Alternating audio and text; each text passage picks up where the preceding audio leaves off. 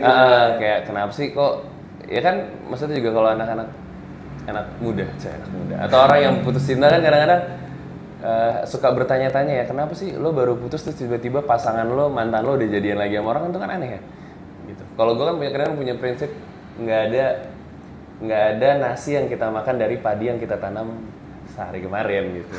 Idenya tuh dari situ tuh, jadi kayak wow, akhirnya berkembang ke lagu itu jadi mas. Itu pengalaman lama ya?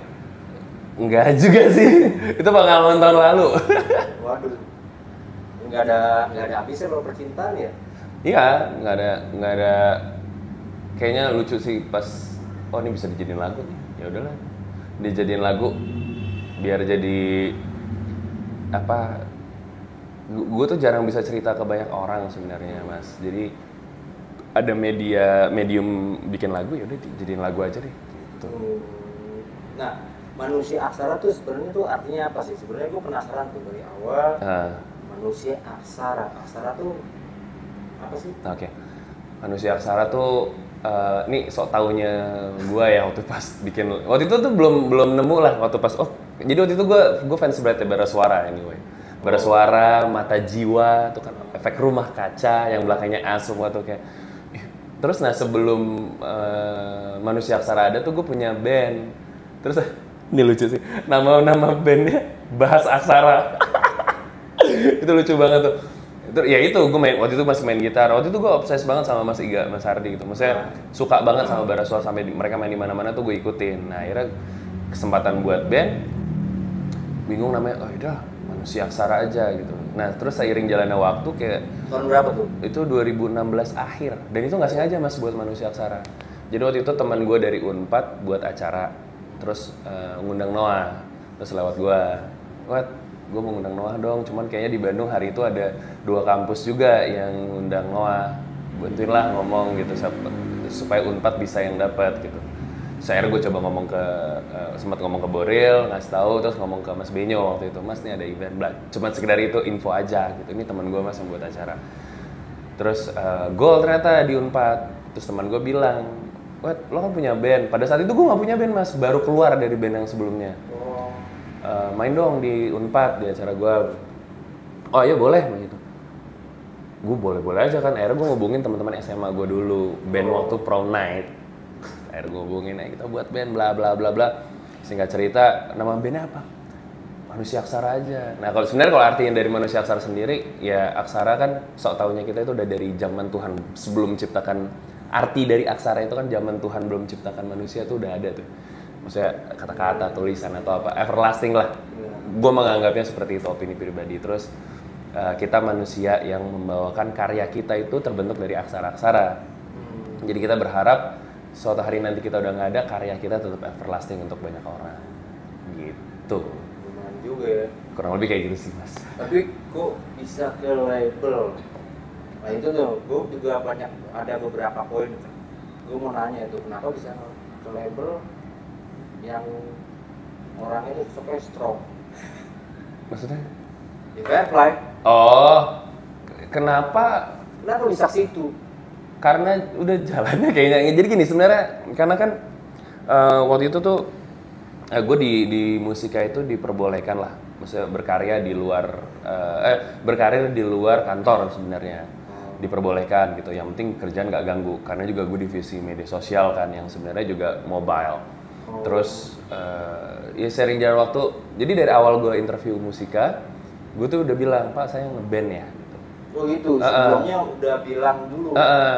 Padahal bahkan waktu itu juga musika lagi buat acara namanya, boleh sebut brand nggak sih? Guinness Amplify kalau nggak salah. Oh iya. Yang menang tuh waktu itu Gogojil ada namanya. Oh iya tahu. Dari Surabaya. Nah band gue yang sebelum Manusia Aksara itu ikut. Ikut. Terus iya Pak, band saya juga ikut. Pokoknya singkat cerita gue ceritain bahwa gue juga main musik. Terus sampai selesai interview gue nanya, Pak saya masih boleh ngeband nggak sih? Saya nggak bilang kamu harus berhenti ngeband. Dia bilang ngeband lah terus. Yang penting kerjaan nggak ganggu. Nah dari situlah gue meniti karir sebagai musisi independen gitu ya, tanpa ada sangkut pautnya sama manajemen atau label mas. Sampai di titik gue rilis di agregator luar dulu tadinya. Terus akhirnya diajak diskusi, kalau rilisnya di luar kenapa nggak di kita aja? Lo emang boleh Pak, boleh-boleh aja, yang penting kerja. Sebelumnya udah rilis itu Udah cuman 2 lagu lah. 2 lagu. Dan nggak ada yang kayak apa ya, nggak ada goals untuk gue promosiin atau apa gitu, kayak cuman ya udah pengen rilis aja mas gitu, kayak pengen nunjukin ke orang tua, ke teman-teman gue punya lagu, nah lu bisa dengerin di sini. Iya. Terus sampai akhirnya ketika Musika menawarkan titip edar pada saat itu, akhirnya ini kesempatan. Ya kalau titip edar kan ya sama aja, lu cuman naruh lagunya aja gitu, menitipkan aja. Gue nggak expect apa-apa lah gitu. Di awalnya gue nggak expect apa-apa gitu, terus sampai akhirnya titip edar 2022 akhir rilis, terus karena waktu itu juga Manusia Aksara musiknya masih apa ya, gue bilangnya masih agak idealis ya, rock, ya itu masih ada suaranya gitu, masih obses ke situ ya, karena kan itu materi lama kan yang emang akhirnya gue coba satuin ke album Selamat Datang di Era Penuh Kejutan. Terus dari situ akhirnya Firefly ada Mei kalau nggak salah 2023. Nah akhirnya katalog gue, karena menurut Musika itu bukan apa ya, bukan lagu-lagu tipikal yang biasa Musika rilis, akhirnya dimasukin ke Firefly gitu. Masukin ke Firefly, terus jalan, gue mulai merasa kok lagu gue yang ini agak ini ya. Oh enggak, gue pengen market yang lebih luas lah mas gitu. Akhirnya mulai kebuka, apa emang mimpi gue kan gitu ya, gue pengen kayak Silon Seven, gue pengen kayak Noah gitu. Gue pengen karya gue bisa dinikmati banyak orang gitu. Terus tapi lu masuk ke situ, exposure lu apa? Exposure lu apa yang lu dapet gitu dari ketika udah kerja, biar lu di situ juga?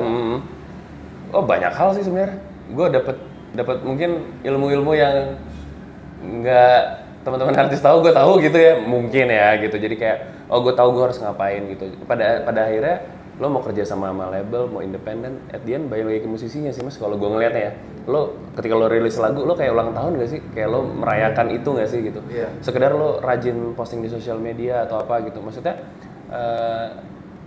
ketergantungan ke label tuh bukan hanya di sisi promosinya aja gitu. Ada hal lain gitu.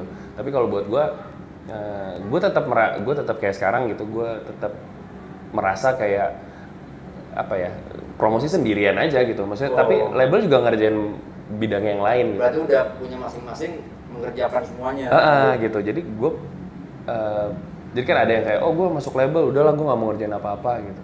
Kan ada aja yang kayak gitu ya. Maksudnya karena mungkin mereka belum tahu atau apa gitu. Padahal sebenarnya musisi hari ini sok taunya gue balik lagi mas gitu, disclaimer. Ya kayaknya lo harus rajin juga kali promosiin lagu lo gitu. Di sosmed gitu. Kewajiban atau memang? Wajib dong. Wajib lah. Menurut gue wajib tuh karena ya lo udah rilis. Kalau lo punya manajemen lo udah melakukan apa yang harusnya mereka lakukan gitu, ya lo ngapain nih? Ya lo harus promosiin. Lo kan punya media sosial juga, lo promosiin juga lah gitu. Ini menurut gue ya. Tapi lu itu rilisnya berapa lagu tuh selama di label itu? Berarti sampai hari ini udah sekitar 21 lagu berarti mas. Manusia Aksara.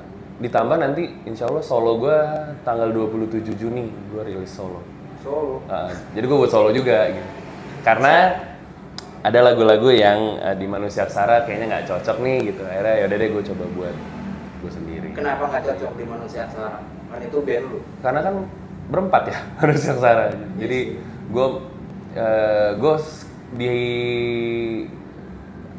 gue yang sekarang tuh gue lebih menghindari namanya perdebatan sih mas. Kayak gue malas membuang waktu kayak enggak gini. Kayak mending ya udah gue menciptakan sesuatu yang emang konteksnya untuk mereka berempat juga, mereka bertiga suka juga gitu. Kalau yang berapa orang? Empat orang sekarang kan. Siapa aja tuh? Ada Niko Prabowo di drum, Joel Tirta di bass, sama Henry Leite di gitar. Gitu.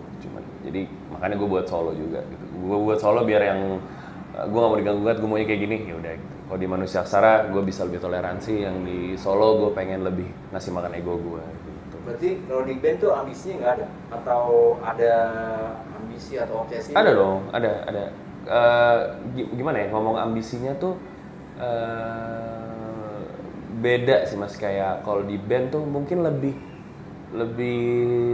gue lebih ngeliat market, apa yang lagi mereka suka, gue lebih ngeliat data, gue lebih Makanya lihat datanya tuh lebih detail gitu. Oh di TikTok apa sih yang lagi tren, di Instagram apa yang lagi tren, di top 50-nya Spotify apa yang lagi tren.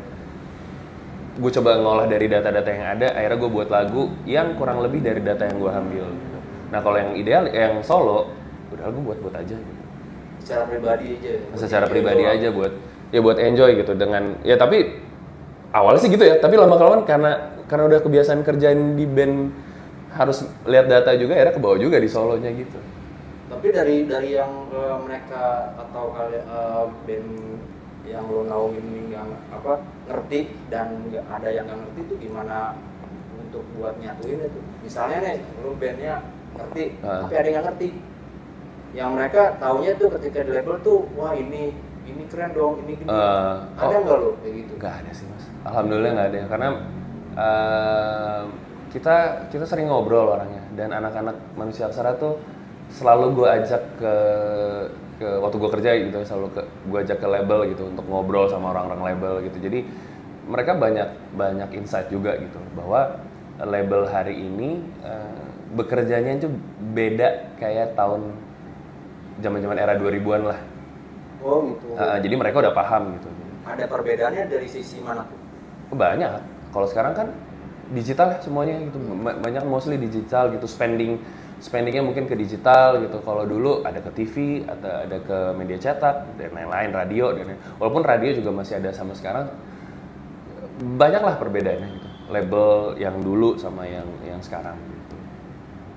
Seberapa yakin manusia aksara bisa bertahan? Yakin 100% gue mas. Iya gue yakin 100%. Kayak gue nggak pernah